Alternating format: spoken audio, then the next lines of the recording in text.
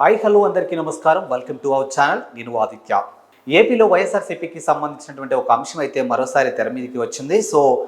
చిలకలూరిపేట మాజీ ఎమ్మెల్యేగా చేసినటువంటి విడుదల రజనీకి సంబంధించిన అంశం అయితే ఇప్పుడు వైఎస్ఆర్సీపీలో ఒక అంశం అయితే గుసగుసలు వినిపిస్తూ ఉన్నాయి. వైఎస్ఆర్సీపీకి సంబంధించినటువంటి సోషల్ మీడియా ఇన్ఛార్జ్గా విడుదల రజనీకి అప్పచెప్తే బాగుంటుంది అంటూ ఆ పార్టీలో అయితే గుసగుసలు వినిపిస్తున్నాయి. ఇక గతంలో కూడా చిలకలూరిపేట ఎమ్మెల్యేగా ఉన్న టైంలో విడుదల రజనీ సోషల్ మీడియా వేదికగా చాలా యాక్టివ్గానే ఉన్నారని చెప్పొచ్చు.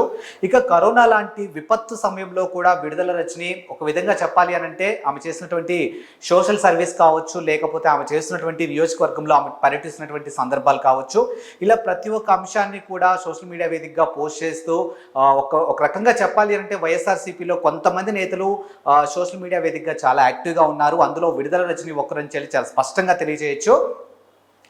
ఇక 2024 జరిగినటువంటి సార్వత్రిక ఎన్నికల్లో ఆమెని ఆ నియోజకవర్గం నుంచి గుంటూరుకి సంబంధించినటువంటి అంశంకి అక్కడ మార్చినప్పుడు అనూహ్యంగా ఆమె ఓటమి చెందడం జరిగింది. ఒక మంత్రిగా ఉండి ఆమె ఓటమి చెందడానికి బిహైండ్ రీజన్స్ ఏవైనా ఉండొచ్చు.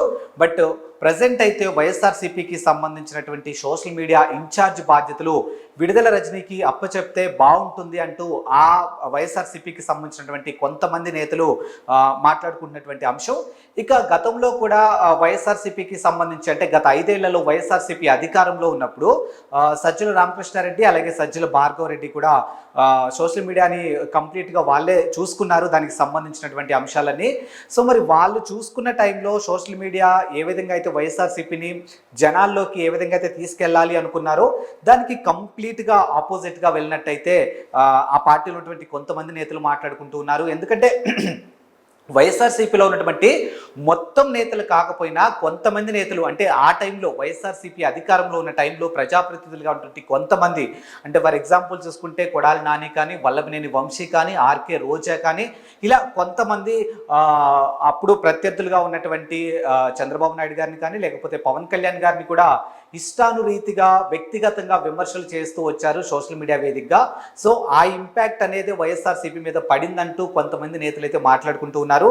నిజంగా వైఎస్ఆర్సీపీకి సంబంధించినటువంటి సోషల్ మీడియా బాధ్యతలన్నీ సజ్జల రామకృష్ణారెడ్డి అలాగే సజ్జల భార్గవ రెడ్డి చూసుకున్న టైంలో వైఎస్ఆర్సీపీకి సంబంధించినటువంటి సోషల్ మీడియా బాధ్యతలని సజ్జల రామకృష్ణారెడ్డి అలాగే సజ్జల భార్గవ్ ఎవరైతే చూసుకుంటున్నారో ఆ టైంలో ఇప్పుడు మనం మాట్లాడుకున్నటువంటి ప్రజాప్రతినిధులు అంటే వైఎస్ఆర్సీపీ అధికారంలో ఉన్నప్పుడు ఉన్నటువంటి ప్రజాప్రతినిధులు ఖచ్చితంగా ఆ విషయాన్ని వాళ్ళు ఖండించుంటే మాత్రానికి ఈరోజు వైఎస్ఆర్సీపీకి ఇలాంటి పరిస్థితులు వచ్చేవి కావేమో. ఏది ఏమైనా మొత్తానికి 2024 సార్వత్రిక ఎన్నికల్లో వైఎస్ఆర్సీపీ ఘోర ఓటమికి కారణం చాలా రీజన్స్ అని చెప్పొచ్చు. అందులో ముఖ్యంగా చూసుకుంటే ఇప్పుడు మనం ఏదైతే కొంచెం మంది నేతల గురించి మాట్లాడుకున్నామో ఈ నేతలు సోషల్ మీడియా వేదికగా ఇష్టానురీతిగా వ్యక్తిగత విమర్శలు చేయడం వల్ల ఈరోజు కనీసం ప్రతిపక్ష హోదా కూడా సంపాదించుకోలేని పరిస్థితిలో వైఎస్ఆర్సీపీ ఉందంటూ కొంతమంది నేతలు అయితే మాట్లాడుకుంటూ ఉన్నారు. మరి ఇప్పుడు వాటన్నిటి నుంచి తేరుకొని ఇప్పుడిప్పుడే వైఎస్ఆర్సీపీ మళ్ళీ ప్రజల్లోకి వెళ్ళాలన్నా లేకపోతే వైఎస్ఆర్సీపీకి పూర్వ వైభవం రావాలన్నా కూడా ముఖ్యంగా ప్రధాన వేదిక ఏదైనా ఉంది అని అంటే ఖచ్చితంగా అది సోషల్ మీడియానే అయి ఉంటుంది. కాబట్టి మళ్ళీ సోషల్ మీడియా అనే ఒక అస్త్రాన్ని అంటే ఎక్కడైతే మనం పోగొట్టుకున్నామో తిరిగి మళ్ళీ అక్కడే మనం సంపాదించుకోవాలి అనే ఒక సూత్రం ఏదైతే ఉందో, ఏదైతే సోషల్ మీడియా వేదికగా వైఎస్ఆర్సీపీకి సంబంధించినటువంటి సంక్షేమ పథకాలు ఏవైతే ఉన్నాయో, నవరత్నాలు ఏవైతే ఉన్నాయో వాటినన్నింటినీ అమలు చేసినప్పుడు సోషల్ మీడియా వేదికగా ప్రజలకు తెలియజేసేది ఒకే. కొంతమంది నేతలు అదే సోషల్ మీడియా వేదికని అస్త్రంగా తీసుకొని ఇష్టానురీతిగా వ్యక్తిగత విమర్శలు చేసి సోషల్ మీడియాని భ్రష్టు పట్టించారంటూ కూడా చాలా రకాలుగా ఏపీకి సంబంధించినటువంటి కొంతమంది నేతలు మాట్లాడుకున్న సందర్భాలు కూడా మనం చూసాం.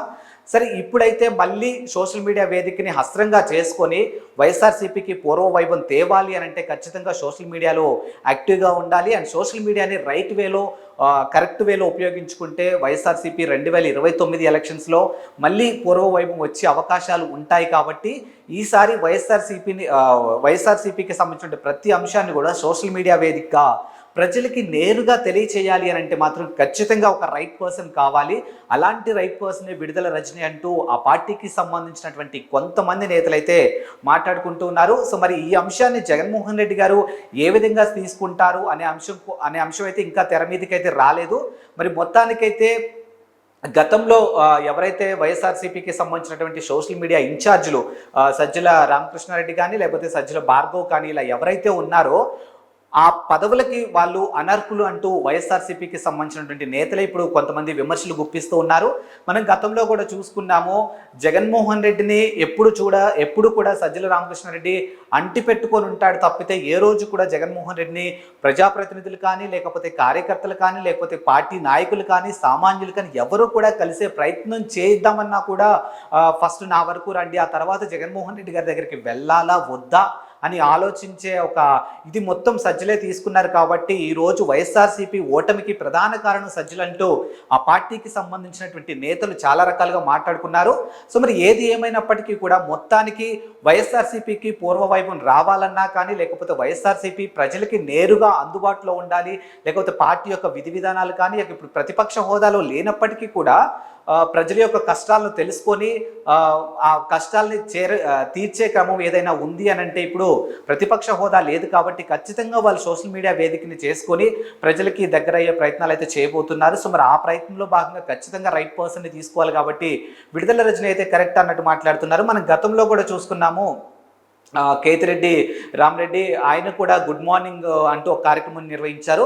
సో ఆ కార్యక్రమం కూడా ప్రజలకు తెలిసింది, అలాంటి ఒక కార్యక్రమం నడుస్తుంది అంటే కూడా ఖచ్చితంగా అది సోషల్ మీడియా వేదికగానే జరిగింది. కాబట్టి సోషల్ మీడియా అనేది ప్రస్తుతం ఉన్నటువంటి టెక్నాలజీలో చాలా ఇంపార్టెంట్. కాబట్టి రానున్న రోజుల్లో వైఎస్ఆర్సీపీ తిరిగి తన ఏదైతే కోల్పోయినటువంటి అంశాలు ఏవైతే ఉన్నాయో తిరిగి ఆ అంశాలన్నీ మళ్ళీ తెచ్చుకోవాలి, ఖచ్చితంగా ప్రజలకి అందుబాటులో ఉండాలి. ఇటువైపు చూసుకుంటే ప్రతిపక్ష హోదా కూడా లేదు. కాబట్టి ప్రజా సమస్యలు ఏవైనా ఉన్నాయి అని అంటే ఖచ్చితంగా వాటిని తెలుసుకొని ఇదే సోషల్ మీడియా వేదికగా ప్రభుత్వానికి తెలియచేయడం, అదే సోషల్ మీడియా వేదికగా సాధ్యమైనంత వరకు మేమే సార్ట్అవుట్ చేస్తామంటూ కొంతమంది నేతలు వైఎస్ఆర్సీపీకి సంబంధించినటువంటి నేతలు మాట్లాడుతున్నారు. కాబట్టి సో ఖచ్చితంగా వైఎస్ఆర్సీపీ సోషల్ మీడియా ఇన్ఛార్జీలను మార్చి కొత్త ఇన్ఛార్జీలకు ఛాన్స్ ఇస్తే మాత్రానికి ఖచ్చితంగా వైఎస్ఆర్సీపీ ప్రజలకి అందుబాటులో ఉంటుంది, ప్రజలకి దగ్గరగా ఉంటుందంటూ కొంతమంది అయితే వాళ్ళ అభిప్రాయాలు వ్యక్తం చేస్తున్నారు. ఇక అందులో ప్రధానంగా వినిపిస్తున్న పేరే విడుదల రజని. సో మరి ఈ అంశాన్ని జగన్మోహన్ రెడ్డి ఏ విధంగా తీసుకుంటారు,